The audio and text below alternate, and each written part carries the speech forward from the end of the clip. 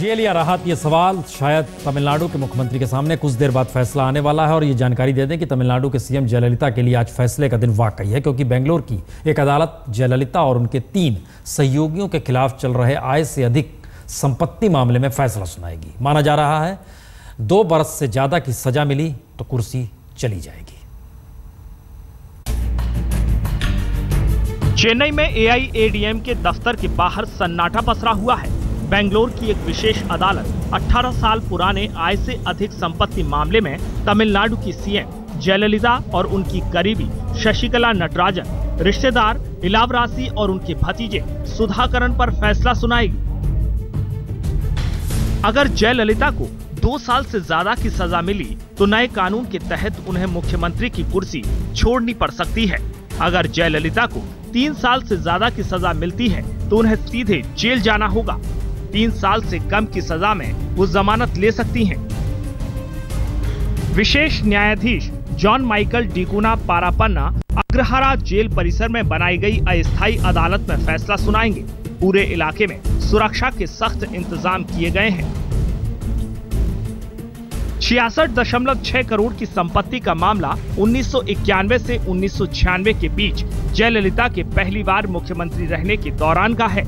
जयललिता पर आरोप है कि 1991 में उनकी संपत्ति करीब 2 करोड़ रुपए थी और 1996 में ये संपत्ति 66.65 करोड़ हो गई, जबकि उन्होंने ऐलान किया था कि वो सिर्फ 1 रुपए सैलरी लेती हैं। जाहिर है, अगर जयललिता पर आरोप सही साबित हुए तो तमिलनाडु की सियासी तस्वीर बदल सकती है।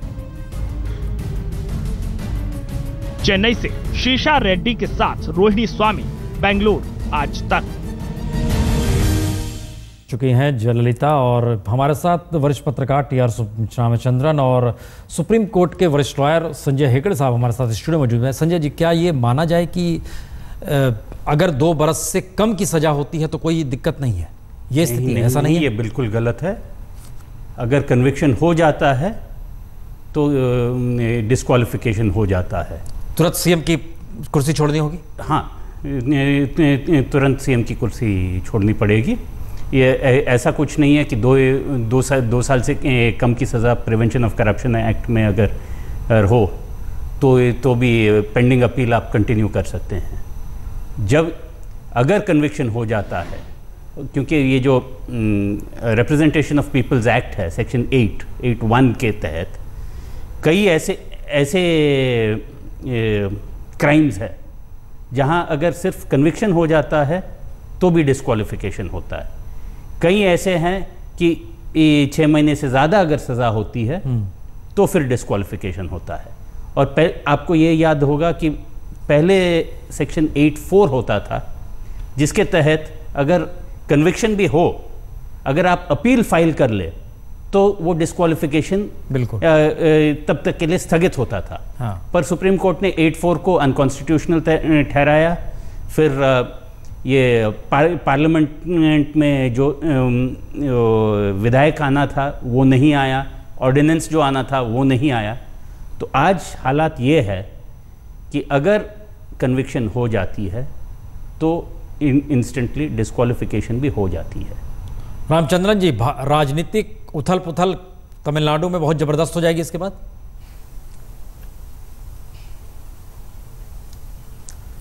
देखिए, एक चीज तो बिल्कुल सट के चलेगी, वो ये है कि अगर एक्विटल उनका हो जाता है जयललिता जी का, तो फायर क्रैकर्स और सेलिब्रेशन होंगी बेंगलुरु में और चेन्नई में, उनके पार्टी के हेडक्वार्टर्स में।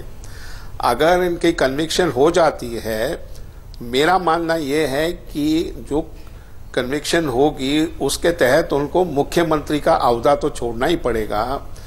पर एक बात स्पष्ट है कि वो जब तक एआईएडीएम के रहेगी और एआईएडीएम के सत्ते पे आएगी, पर चलाएंगे वो बैक सीट ड्राइविंग करके जयललिता जी ही।